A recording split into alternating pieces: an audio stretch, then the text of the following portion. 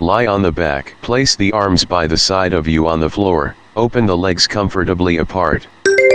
Feel the height of the pelvis from the floor. Feel how far the ASIS lie away from the floor. ASIS stick out on the left and right side of the pelvis in front. Is there any difference that you can detect as you are? Once or twice, try to touch the ASIS with hands, and try to feel the difference in the distance from the floor. Which part of the sacrum touches the floor, and of course, which part does not. Pay attention to the difference in the direction of the toes of the feet, in other words, how open they are. Pay attention to the direction of the sole of the feet. Do you feel they are directed simply downward, as if standing flat on the floor? You may find them in eversion or inversion, the sole looking outside or inside. Proceed to the next video. Put the legs and feet together. Inside of the feet, as well as the knees, are together, thus the toes of the feet are pointed exactly toward the ceiling, or the sky if you are doing this outside. Now, lift the right leg a little bit from the floor and return onto the floor, return to legs together. Do this movement a few times. Keep the right knee more or less straight. I mean, you do not need to straighten it powerfully, but do not bend the knee on purpose. Leave the left leg on the place with toes pointed toward the ceiling. When the legs are together, make sure to put the legs together completely, let it go and take a breath. Then continue to lift. Do not try to lift high. It does not do any good to you anyway. Do it within the comfortable range of the movement. Pay attention. Which part of the sacrum or coccyx touches the floor when the right leg is away from the floor and the other leg? Is it the right side or left side? If you keep on paying attention all the while, you can notice how the sacrum tilts left and right as you lift the leg.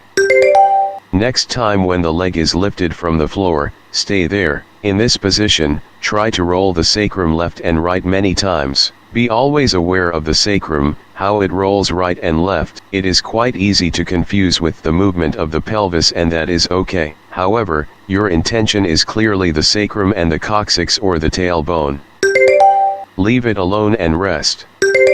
Put the legs and feet together once again. Now, do the same movement with the other leg. Lift the left leg slightly from the floor and return onto the floor. Do this movement many times. Leave the right leg on the place with toes pointed toward the ceiling. When the legs are together, make sure to put the legs together completely and take a breath. Do not try to lift high. Do it within the comfortable range of the movement. Pay attention. Which part of the sacrum or coccyx touches the floor when the left leg is away from the floor and the other leg? Is it the right side or left side? Next time when the leg is lifted from the floor, stay there. In this position, try to roll the sacrum left and right many times. Are you becoming more aware of the sacrum by now? We are very seldom aware of the position of the sacrum in daily life, but it is very important to keeping the balancing ability in standing and sitting on the chair, and of course, when you sleep, too. Leave it alone and rest.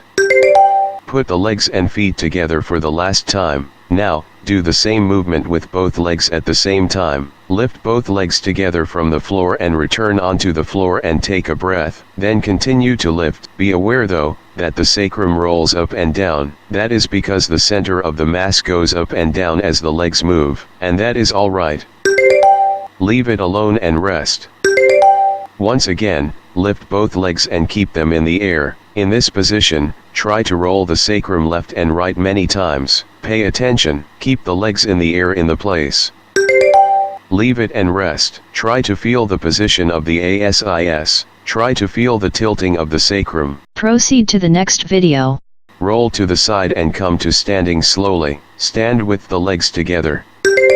Place the right leg in front and return the legs together a few times. Pay attention to the movement of the sacrum. How does it tilt? Or in this position, does the right side of the sacrum go forward along with the right leg, or does it stay in the place? Now intentionally try to move the right side of the sacrum forward as the leg steps forward. This should be easy since that is an undifferentiated movement of the legs and sacrum. Now intentionally try to move the right side of the sacrum backward as the leg steps forward. This is a differentiated movement between the leg and the sacrum, and you may feel a bit awkward in the beginning, but it is not very difficult. Leave it alone and walk a bit. Come back to the place. Do the same thing with the other leg. Place the left leg in front and return the legs together a few times. Pay attention to the movement of the sacrum. Now intentionally try to move the left side of the sacrum forward as the leg steps forward.